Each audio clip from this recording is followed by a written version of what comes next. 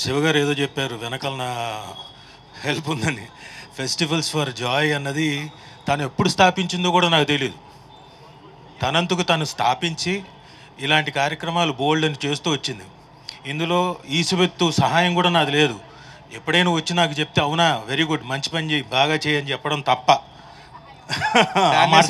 దాన్నే సాయం అంటారు సార్. అయ్యోయ్యో పర్మిషన్ ఇవ్వడం నేను కొన్నిసార్లు పర్మిషన్ తీసుకోవాలి సార్ ఆవిడ దగ్గర. సో నాకు నిజంగా సుమగారు ఫెస్టివల్స్ ఫర్ జాయ్ పెట్టి ఈరోజు అంచెలంచెలుగా ఎదుగుతూ ఇంత పెద్ద కార్యక్రమాన్ని మాట ఎస్పెషల్లీ అమెరికా నుంచి వచ్చిన శ్రీనివాస్ గారితో కొలాబరేట్ అయ్యి, అలాగే మా అరుళ్ గారు ఎక్కడున్నారు, అరుళ్ గారితో కోఆర్డినేట్ అయ్యి, శంకర నేత్రాలయ వారి వాళ్ళతో కోఆర్డినేట్ అయ్యి సుమగారు ఇంత పెద్ద కార్యక్రమం చేశారంటే నిజంగా చాలా గర్వంగా ఉంది. కాలర్ ఎగరేచ్చుగా కొంచెం ఈరోజు చెప్పచ్చు. చాలామంది అడుగుతుంటారు మీరు సుమగారి భర్త కదా అని. అప్పుడు కొంచెం చిరాకు వచ్చేది, ఇల్లేంటి ఇలా అడుగుతున్నారని. ఇప్పుడు చెప్తా గర్వంగా. Sorry for the interrupt sir. Suma గారు ఒక స్టెప్ వచ్చినా అన్ని సక్సెస్ అయింది. ఎస్, అది గ్యారంటీ అనుకోండి. ఇందాక చెప్తూ మధ్యలో ఆపేశాను. అదే చిరాకు వచ్చేది నాకు. ఎవరైనా అడిగితే ఏంటి రాజీవ్ కనకాల అనొచ్చు కదా, లేకపోతే దేవదాస్ కనకాల గారి అబ్బాయి అనొచ్చు కదా, సుమా కనకాల గారి హస్బెండ్ అంటారని. ఈరోజు గర్వంగా చెప్తున్నా నేను సుమా కనకాల గారి హస్బెండ్నే. అయితే ఇక్కడ మిగతా లయన్స్ క్లబ్ వాళ్ళు అంటే వింటుంటే విన్నాను, అండ్ రెడ్ క్రాస్ సొసైటీ వాళ్ళ అమ్మాయిలు చాలామంది వాళ్ళు కూడా ఇక్కడికి వచ్చి బోల్డ్ అంత వాలంటీర్స్గా సేవ అందించడం నిజంగా గ్రేట్. అండ్ అఫ్కోర్స్ ఇక్కడ అలాగే చాలామంది ఉన్నారు.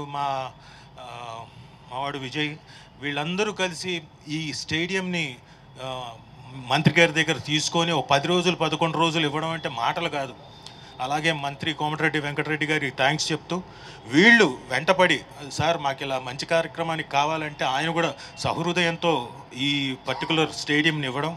అంతేకాకుండా మాట శ్రీనివాస్ గారు నేను ఏదో చిన్న క్యాంప్ సరదాగా ఏదో చేస్తారనుకున్నా చిన్న లెవెల్లో, బట్ ఇక్కడికి వచ్చిన తర్వాత అది అంచెలంచెలుగా పెద్దదైనా కానీ ఎక్కడా తగ్గకుండా అందరికీ only federation, TV federation, film ఫెడరేషనే కాకుండా బయట జనాలకు కూడా వాళ్ళు కోఆపరేట్ చేశారంటే మీరు చాలా గ్రేట్ సార్, నమస్కారం. అలాగే ఎక్కడ మేము చేస్తాము ఇన్ని క్యాటరాక్ట్లు చేస్తాము, క్యాటరాక్టే అనుకున్నారు ముందు. అరుళ్ గారు చెప్తున్నారు, డాక్టర్ విజయభాస్కర్ గారు చెప్పారు ఓన్లీ క్యాటరాక్ట్ కాదు ఇంకేవేవో ప్రాబ్లమ్స్ వచ్చాయి అవి కూడా అడ్రస్ చేసామని. నిజంగా గ్రేట్ విజయభాస్కర్ గారు, thank you sir. Indira park దగ్గర ఎక్కడ sir me office? Opposite to Indira park, Ravi Helios. ఇది నేను ప్రత్యేకంగా ఎందుకు మెన్షన్ చేస్తున్నా అంటే ఆయన నించొని దాదాపు 10 రోజులు 11 రోజుల నుంచి ఇక్కడ నించొని డిఫరెంట్ అంటే ఓన్లీ క్యాటరాక్ట్ కాకుండా మిగతావి కూడా అడ్రస్ చేస్తూ నించొని సేవ చేశారంటే ఆయనకు కూడా సార్ ధన్యవాదాలు, థ్యాంక్ యూ.